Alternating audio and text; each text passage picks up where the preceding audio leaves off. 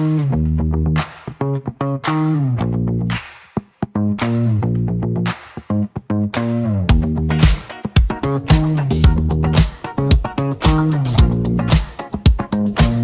à tous, ravi d'être là donc avec Hugo. Pour poursuivre sur la blague des deux Hugo, on a déjà été tous les deux avec un troisième Hugo, les trois seules personnes d'une réunion, et donc c'est vrai que c'était pas triste pour se passer la parole. Donc on est là pour vous parler de l'organisation analytics chez Decathlon et de notre équipe en particulier, comment est-ce qu'on a structuré tout ça. Je pense que vous connaissez tous Decathlon. Donc Decathlon, on conçoit et on distribue des articles de sport. Ce qui est intéressant, c'est qu'on maîtrise une grosse partie de la chaîne de valeur, donc de la conception des produits jusqu'à leur commercialisation et l'expérience client. Le digital va aller au travers de tous les piliers business, va servir tous ces piliers business. Et comme j'aime bien les ordres de grandeur pour clarifier les choses, on parle quand même d'une organisation de 110 000 employés, je parle bien d'employés internes, dont 4 000 dans le digital, et en particulier pour l'analytics, donc là pour le coup c'est interne plus externe, on parle de 200 personnes dans les équipes centrales et 80 dans les pays. Et donc tout ce qu'on va vous présenter dans les prochaines minutes, ça s'applique à cette organisation, à cette taille d'organisation, et c'est aussi pour ça qu'on a fait cette proposition de conférence, parce que je viens du milieu des startups scale-up, comme beaucoup de personnes ici je pense, et on trouvait intéressant de partager ce que peut être la réalité d'une grosse organisation qui a des besoins assez conséquents en data. Je vais faire une petite intro sur ce que c'est qu'un staff engineer. Un staff engineer, c'est l'évolution du métier de senior, donc c'est un niveau d'expertise technique, pour des personnes qui n'ont pas forcément l'envie à un moment de leur carrière donnée d'être manager. Donc c'est une career track, c'est une évolution de métier qui est intéressante. Moi, ce que j'ai fait à titre personnel, c'est que j'ai été manager, je suis devenu staff, je suis redevenu manager après, et c'est quelque chose à titre individuel que je vous encourage à expérimenter. C'est une forme de yo-yo en fait entre les deux carrières. Et si vous n'êtes pas rebuté par la technique, c'est quelque chose qui est franchement assez intéressant à vivre.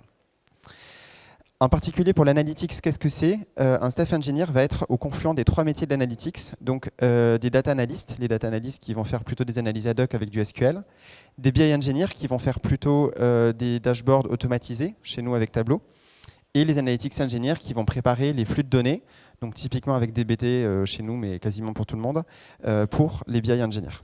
Et donc notre conviction, c'est qu'un staff analytics se doit d'être full stack sur ces trois métiers. C'est-à-dire qu'on veut que les staff analytics soient à un certain niveau sur chacun de ces métiers.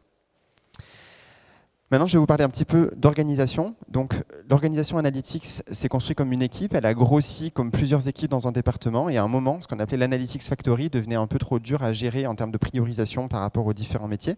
Et donc, la décision a été prise fin 2023 d'aller l'exploser dans différents domaines. Donc aller répartir ces personnes dans différents domaines. C'est souvent ce qu'on appelle un data mesh. Dans le cas spécifique de Decathlon, ce n'était pas un vrai data mesh parce qu'on a gardé les data engineers en centrale, mais moralement, il y a quand même un bon overlap. Et donc, à ce moment-là, en fait, on était 5 staff engineers qui étaient répartis dans plein d'équipes différentes. Et on s'est dit, en fait, collectivement, c'est intéressant qu'on se pose la question comment faire en sorte que cette organisation, qui va du coup être leadée par des managers, des senior managers, des VP qui sont complètement différents et qui sont finalement relativement peu couplés les uns aux autres, parce que leurs dépendances business fortes sont avec du coup leurs homologues business, comment faire en sorte que cette organisation ne parte pas à volo et garde un semblant d'uniformité. Et donc c'est dans cette mesure et pour cette raison qu'on a créé le Centre d'Excellence Analytics. En se centralisant. Et donc là, c'est le moment où je suis repassé de staff vers manager, comme je vous disais tout à l'heure. Notre première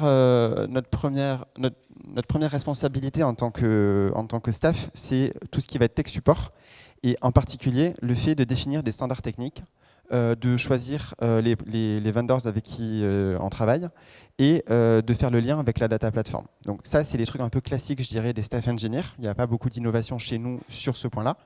Là où je pense qu'il y a un peu plus d'innovation, c'est sur l'autre pilier, donc le pilier People Support. Et ça, c'est un peu une conviction qu'on s'est forgée donc sur une organisation à cette échelle où on s'est dit c'est quand même intéressant et important qu'on aille accompagner les managers et les teammates dans une forme de management de l'organisation qui, si elle n'est pas hiérarchique, est transverse, mais permet vraiment de garder une forme d'homogénéité dans la pratique analytique. Et donc, c'est pour ça qu'on est présent pour les assessments techniques lors des recrutements.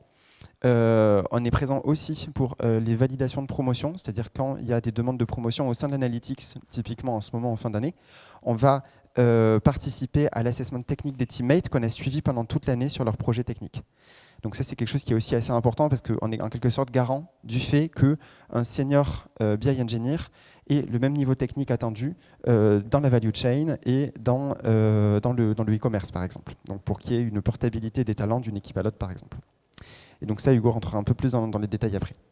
Et donc, il y a aussi un concept d'identifier les key people, donc les personnes qui ont le plus d'impact et le plus de motivation en fait, à partager des choses pour leur permettre d'aller animer leur communauté. Voilà, donc ça c'était un peu une grande intro, mais pour vous montrer un peu ce dont on va parler. Et on va avoir quatre piliers. Donc les 3 premiers vont être présentés par Hugo, ici. Donc l'évolution des jobs analytiques. Détailler un peu le niveau de people support qu'on fournit et vous donner certains outils qu'on a créés. On va vous parler de metric layer, donc ça fera un petit pendant avec la présentation précédente pour ceux qui étaient déjà dans cette salle. Mais finalement aussi pour ceux qui étaient dans la salle avec Juliette à côté. Et enfin, je reprendrai la parole pour vous parler du développement des chapters, les chapters qui ont été, qui sont une forme de bras armés du CO Analytics qui nous permettent du coup d'avoir de l'impact auprès de tout l'orga en restant une équipe vraiment restreinte en termes de nombre de personnes. Voilà Hugo, je te laisse continuer. Merci. Du coup, notre équipe, le Centre d'Excellence Analytique, on a un rôle à jouer dans faire évoluer les métiers de l'analytique chez Decathlon en fonction de comment est-ce que les métiers évoluent dans le monde de la data, mais également en fonction des besoins de l'entreprise. Là, vous pouvez voir à l'écran la répartition entre les 3 métiers analytiques qu'a présenté Hugo juste avant. Il faut bien comprendre que chez Decathlon, historiquement, le choix a été fait de se dire on a 3 métiers qui sont plutôt silotés. Chacun a ses pratiques, ses outils et ses fiches de responsabilité. Là, assez rapidement, vous pourriez me dire, on voit assez rapidement que du coup, il y a beaucoup plus de data analysis que d'analytics engineering, et vous pourriez vous dire que finalement, ça reflète les besoins de l'entreprise chez Decathlon, alors qu'en fait, pas du tout. C'est même plutôt l'inverse. Aujourd'hui, on a un fort besoin en analytics engineering et donc un gros déséquilibre sur ces compétences. Pour expliquer en fait ce déséquilibre et pourquoi aujourd'hui on a plus de data analysts, en fait c'est juste, ça s'explique par des vagues de recrutement qu'on a eu dans le passé. Après la vague de recrutement de data science, on s'est dit on va peut-être recruter des data analysts avant de recruter des data scientists. Puis on s'est rendu compte qu'avant d'avoir des data analysts, il fallait avoir des BI ingénieurs, puis des analytics engineers. Et au cours du temps, le budget alloué à ces recrutements a un petit peu diminué. Et ce qui nous a amené à ce déséquilibre à la fin. Donc, avec l'équipe, on s'est posé la question comment est-ce qu'on peut faire en sorte de rééquilibrer un petit peu ces compétences dans l'entreprise. 3 scénarios possibles. Le premier, c'est simple, on a juste à plus recruter. On recrute plus d'analytics engineers et de BI engineers. Donc, vous avez vu la slide juste avant. On est à peu près 180 teammates plus managers, donc environ 200 personnes. Donc, ce scénario n'était pas forcément envisageable. Le reskilling, finalement, on prend des data analysts ou des BI engineers et on les fait devenir analytics engineers. Mais ce scénario, il ne permet pas de répondre aux besoins, par exemple, des petites équipes d'1 ou 2 personnes. Et le 3e scénario, c'est de dire, acceptons ces rôles hybrides, voire full stack, pour justement rééquilibrer ces compétences dans l'entreprise. Et c'est ce dernier scénario qu'on a choisi de faire pour avancer chez Decathlon. Qu'est-ce que ça veut dire d'un point de vue évolution de carrière d'un teammate chez Decathlon? La personne arrive par exemple BI ingénieur IC1, donc junior. Il va être focus sur son métier. En atteignant le niveau intermédiaire IC2, il aura la possibilité d'aller vers un rôle hybride. Et ensuite, niveau senior, il aura la possibilité d'aller vers un rôle full stack, aussi bien de rester sur un rôle hybride, mais aussi de rester expert de son métier. Un exemple très concret d'une équipe que j'ai eu à animer. 15 personnes, 10 data analysts, 4 BI engineers et une seule analytics engineer. Donc autant vous dire, une seule personne qui maîtrise DBT dans l'équipe. Donc autant vous dire que quand elle part en vacances ou qu'elle est absente, on serre les fesses très fortement. Et l'idée, ça a été de dire, avec ces nouveaux rôles hybrides, full stack, comment est-ce qu'on amène les gens vers ces nouveaux rôles pour rééquilibrer justement les compétences de l'entreprise.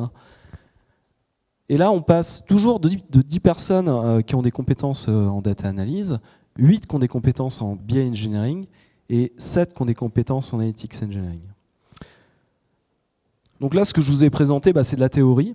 Maintenant, comment est-ce qu'on fait ça en pratique et comment est-ce qu'on fait évoluer justement les compétences des collaborateurs pour les amener vers ces nouveaux rôles hybrides, voire full stack. Ça passe par différents outils, dont un outil qu'on a chez Decathlon qui est la Skills Matrix. Globalement, tous les métiers chez Decathlon ont une Skills Matrix. Skills Matrix, c'est donc une matrice de compétences. Ça liste l'ensemble des compétences qui sont attendues dans un métier ou un groupe de métiers. Et ça permet tout à chacun de voir un petit peu le chemin qui lui reste à parcourir pour atteindre l'expertise technique. Nous, on a fait le choix d'avoir une seule Skills Matrix entre nos 3 métiers, Analytics Engineer, Data Analyst, BI Engineer, pour justement favoriser l'accession à ces rôles hybrides ou full stack. Également, ce qui est intéressant avec cette matrice, cette Skills Matrix, c'est que ça permet aussi de promouvoir certaines compétences qu'on estime être pas assez fournies dans l'entreprise. Ça a été le cas par exemple de DBT il y a plusieurs années. On a décidé d'intégrer DBT dans la Skills Matrix de tout le monde pour amener les gens à s'y intéresser, monter en compétences. Ou bien on peut parler de compétences émergentes telles que la Gen AI aujourd'hui. Ça, c'est un exemple très concret donc sur la compétence DBT, avec des niveaux allant de 0 à 6, et à chaque fois expliquer clairement qu'est-ce qu'on attend sur chaque niveau d'un collaborateur. Bien sûr, les attentes sont différentes en fonction des métiers et des niveaux de seniorité. On a fait un choix dans l'équipe, c'est de jouer la carte de l'open source. Donc on a mis à disposition l'ensemble de nos ressources, donc aussi bien notre Skills Matrix ou notre Learning Catalog, accessible à tout le monde. Donc n'hésitez pas donc, au travers de l'article Medium que je cite là-haut et qui vous donnera accès à la Skills Matrix, à reprendre la Skills Matrix, la modifier, vous en inspirer ou même repartir directement de celle-ci.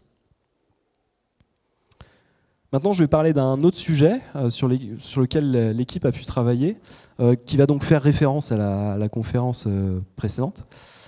La mise en place de notre Matrix Layer. Alors, nous, on a mis en place un Matrix Layer.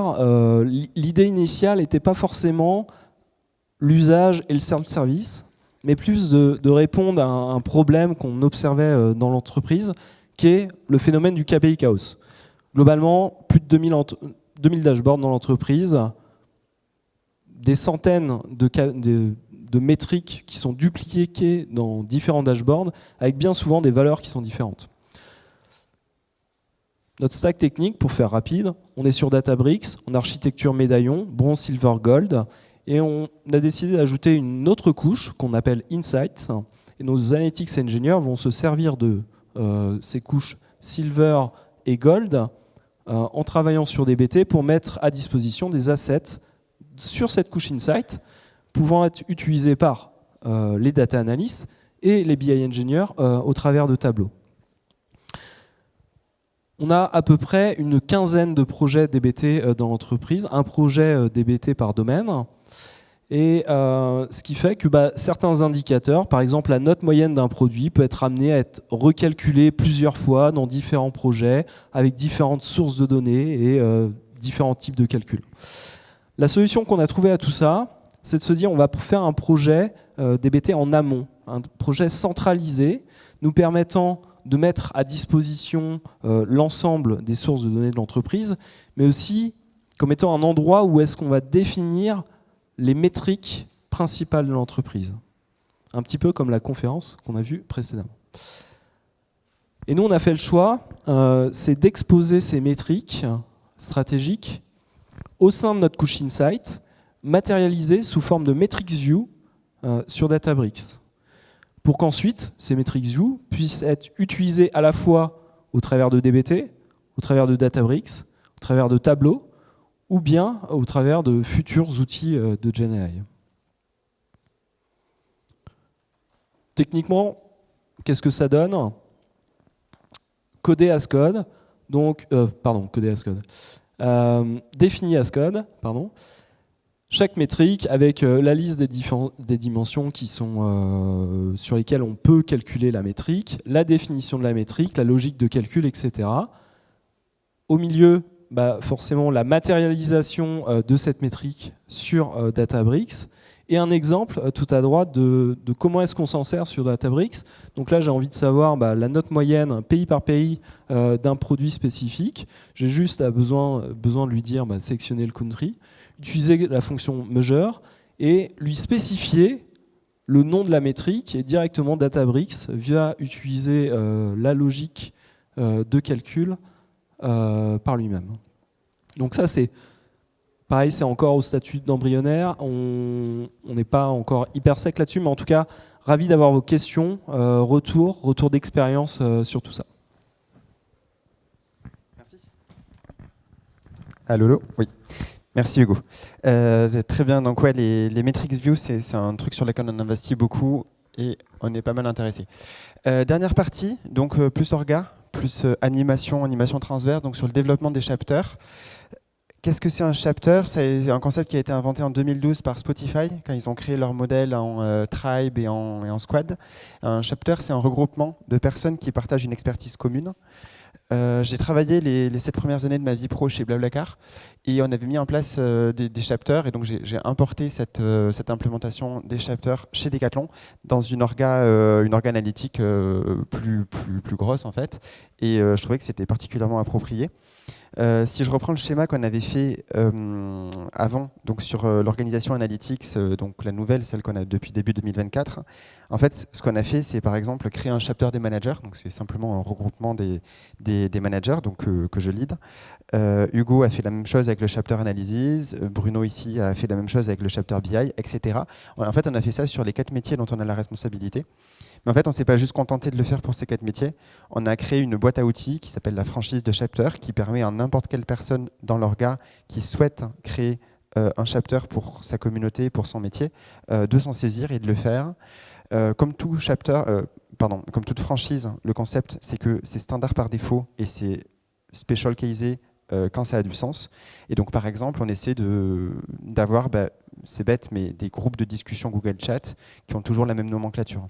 Ce qui fait que si vous cherchez à vous adresser à tous les analytics engineers chez Decathlon que vous n'en connaissez pas un seul, c'est facile, vous cherchez Chapter Data Analytics Engineering sur Google Chat et vous allez tomber sur le groupe de discussion. En fait, c'est quelques petits raccourcis qu'on a trouvés comme ça pour faciliter la communication, créer des groupes qui sont de la bonne taille, homogènes, avec le bon nombre de personnes. Quelques idées qu'on a eues, quelques convictions, c'est qu'un chapter, ça ne doit pas être simplement un espace où on discute, blabla et tout. C'est vraiment un endroit où il y a un peu de delivery.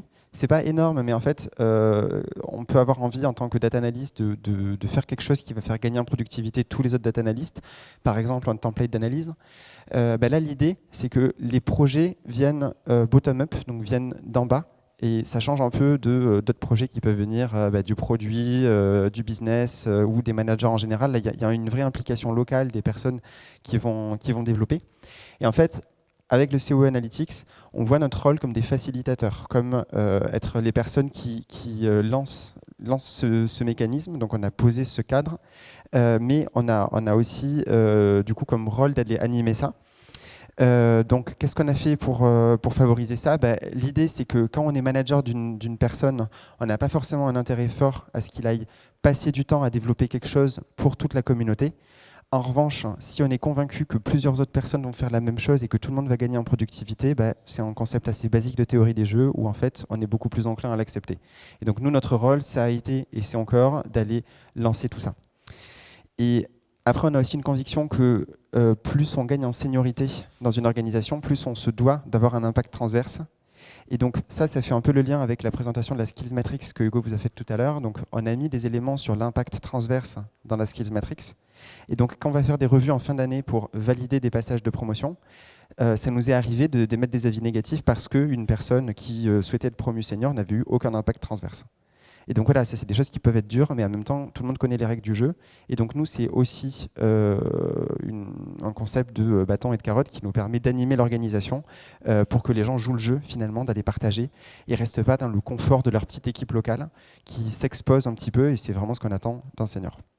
Voilà, donc je pense que ça fait un peu une conclusion à cette présentation pour vous dire, nous on a cherché à aller animer cette communauté de 200-280 personnes en ayant un nombre de personnes qui est restreint by design et on ne souhaite pas que ça augmente trop. Mais pour faire ça, du coup, on a dû sourcer de la bande passante locale au travers des chapters qui ont été en quelque sorte notre bras armé pour faire ça. Et c'est quelque chose qui fonctionne parce que tout le monde y trouve son intérêt et notre rôle, c'est vraiment d'aller aligner les intérêts de tout le monde pour que ça se développe.